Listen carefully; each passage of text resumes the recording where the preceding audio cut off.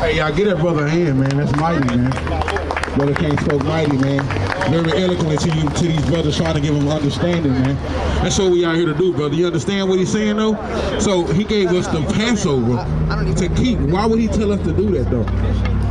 Why would he tell us to do that? Give me 2 Peter 3:1. Bring it up. Give me gather, man. Give me gather together. Because this is the main thing that is the problem in our community.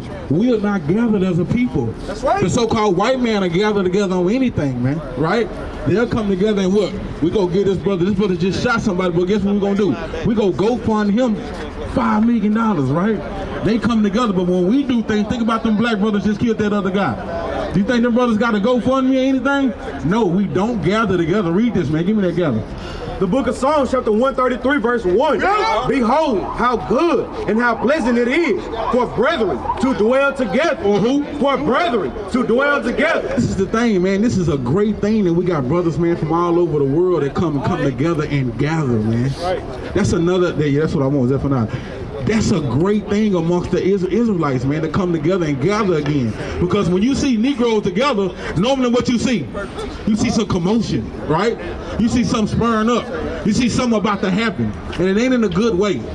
So the Most High gave us these high holy days and also these laws for us to commemorate remembrance of what we used to be. Before we came over here on them slave ships, brother, we was a nation of people. That's right. The so-called white man robbed us of everything, man. Our heritage, how we act towards each other, right? How we act towards our families, our wives, like the brother brought out in the scriptures, man. So it's time for us to gather together again, man. That's what the scripture is saying. How good and pleasant is it for us to gather together, man. That's a great thing. It's really more mightier than we really understand, man. Us gathering together, man, that's numbers, man. That's right. Guess what we've been doing? We've been killing soldiers in our own army. That's right. Blood and cripping. Right. West side and east side. When these streets don't give us a damn thing, man.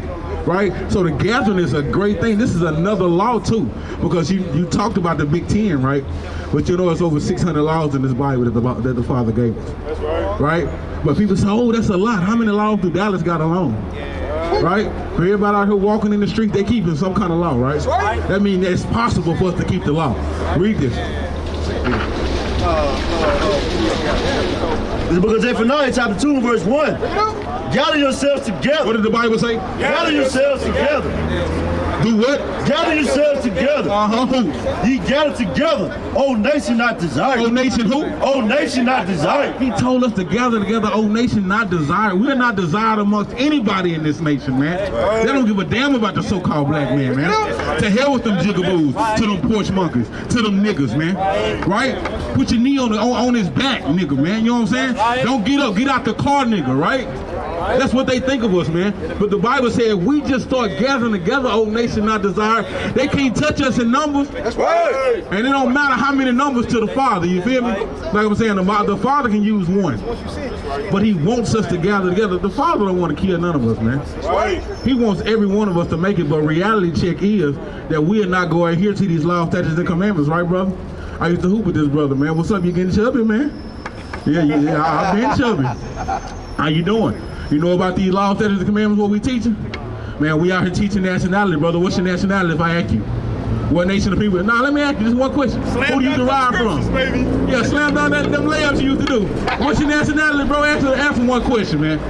See, brothers don't want to gather, man. This is love right here to get just you two brothers to come and listen, man. I heard you asking about it. What's your nationality? You an Israelite? What tribe you from? That's a great question. That's a great question. What is your father? My father's Esau. Say that again. Esau. Who is Esau to you? Let's see if you know who Esau is. He's the son of Isaac. Is it correct? What person would be categorized as Esau in this land today? Black man, Who? No. That's why I say you got to get this thing right. Is your father? Jacob. That's right. That's why before I wanted to get you, I wanted to get you on the understanding mind. So your father's a so-called African American? A so-called black man? You be from the tribe of Judah. That's right. But think about it. That brother might tell me he black, right? You might tell me you're African American before you knew you were Israelite. That's right. Somebody else, hey brother, what's your nationality? Oh, school. They don't want to hear it, but school might tell me he colored. Right. That's what they had back then going on, right? But I'm honestly, why is it that we all have different names for our nationality? But if you go ask the so-called white man what he is, he's straight Caucasian, white man. If you go ask the Chinese man, he's straight Chinese, right? They don't have to configure or get, hey, so hold up. What's our nationality? We're gonna go with black. They don't have to do that, right?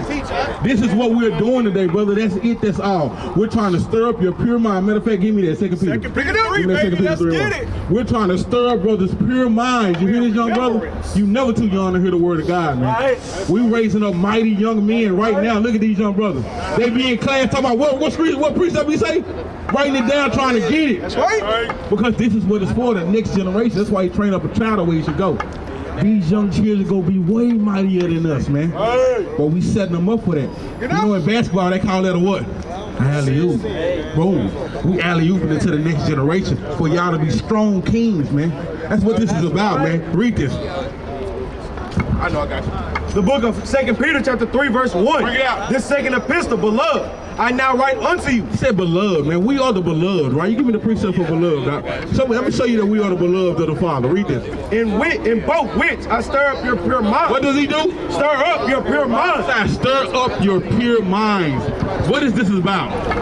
This is about remembering. Remembrance. That's all this is about, remembering who you were before the so-called white man destroyed us as a nation. Remembering what you were capable of doing before the white man disturbed you. Remembering what you had to do, laws, statutes, and commandments. Remembering how we used to act towards each other, man. That's right. Man, the Father looking at us like, man, he pissed, man. We out here killing each other over nothing, man. Can't even say hey and hi and shalom to your brother, man. Your next man. But we are out here to stir up your remembrance and put it in your mind. And guess what? We are greater than what anything anybody else said we were, man. Right? Like I said, it's time to prove it. It ain't time to talk about it. Yeah, we heard a lot of stuff, but then it's time to prove it. Give me that Hebrew. Yeah, give me that beloved. Let me show you who the beloved is. Read this. This is the book of Baruch, chapter 3, verse 36. He has found out all the ways of knowledge and has given it to Jacob, his servant. Hold on, Jacob, his servant. Jacob is who?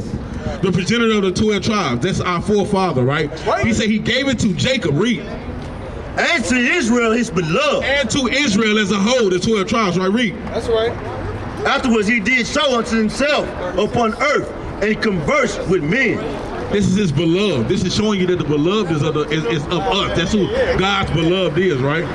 This is the thing we saying, remembering, showing up to see who you are again. Read this though, right? Well, let's understand why gathering is so crucial, man.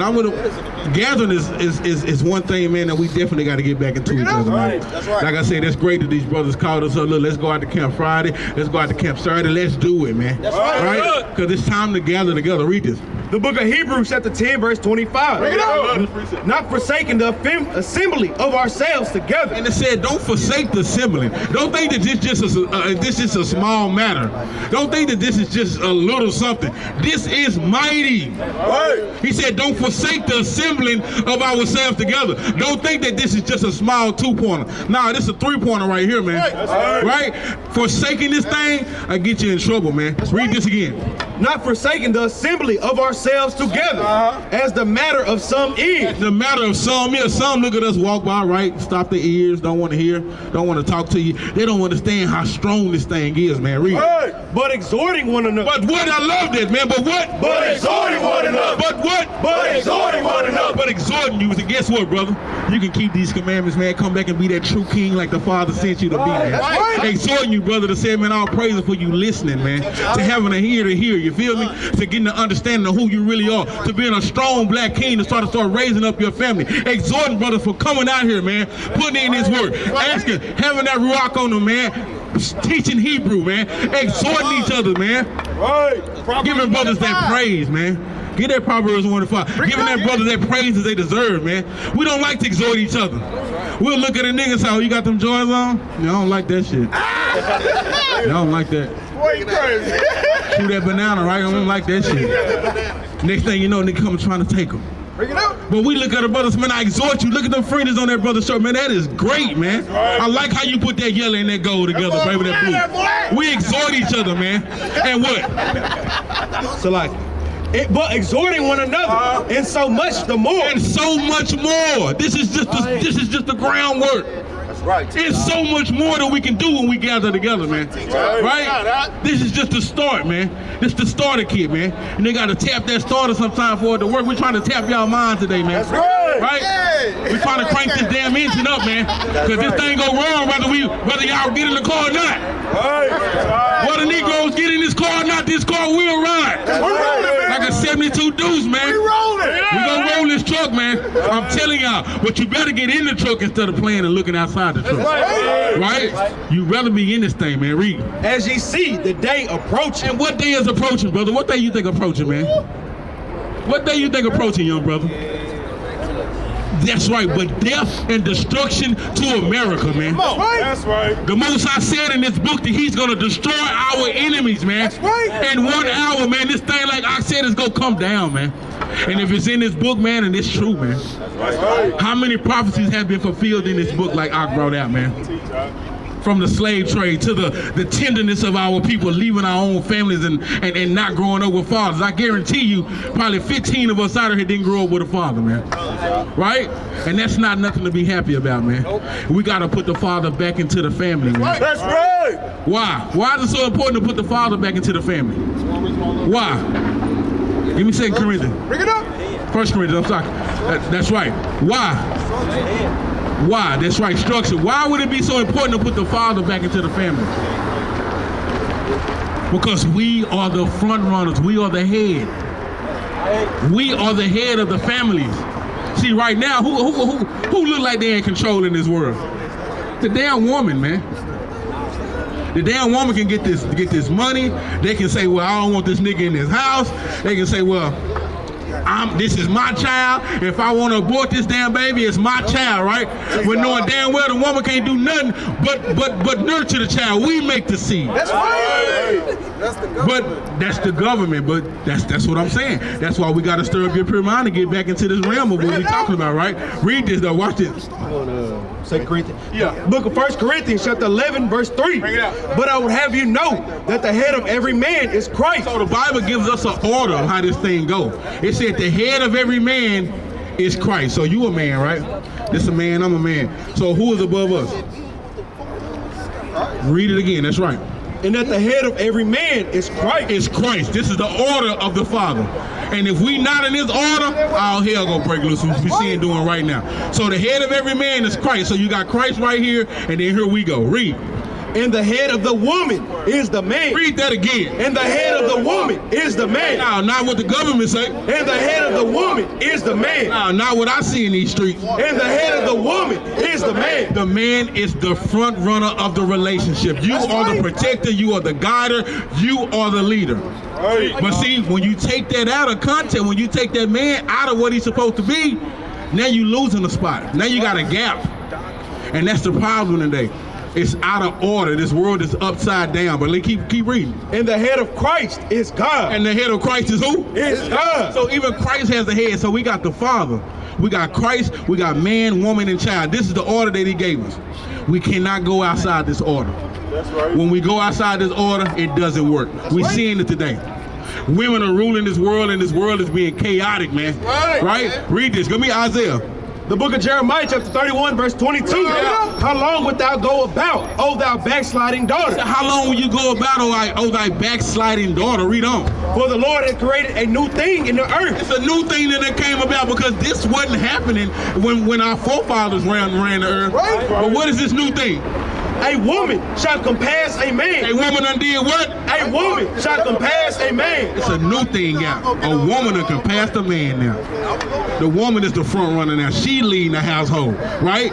I'm the man and the woman. And part of it is because we got weak Negroes that don't want to be men. Negroes walk around here with their pants half off their ass, talking like they the thuggest nigga out here, man. We done been through all that. But when it's time to go and protect and provide for your family, where you at? Pick it up. Right? Then you got that woman, that loudmouth woman. That's another problem, man. Right? Read this. The book of Isaiah, chapter 3, verse 12. Oh, that's what I wanted. As for my people. As for my people, what? Children are their oppressors. Man, look at these young monsters out here, man. Look at these young monsters out here. 10, 11, 12-year-olds, man. out here are monsters, man. Read. And women rule over them. And what? And women rule over them. And women rule over them, man. That's our biggest problem today, right? So the main thing, brother, I'm finna get out of here, man. I know I'm probably about an hour late for work. I really don't give a damn. You know what I'm saying? This is love. I would be out here another hour, but you know I gotta provide like I just provided, y'all. That's right. But I wanted to come and give y'all this word, man. Today, I'll praise to the Father for giving me the spirit, man, the Ruach to talk to you brothers, man. With that, I say shalom, Israel.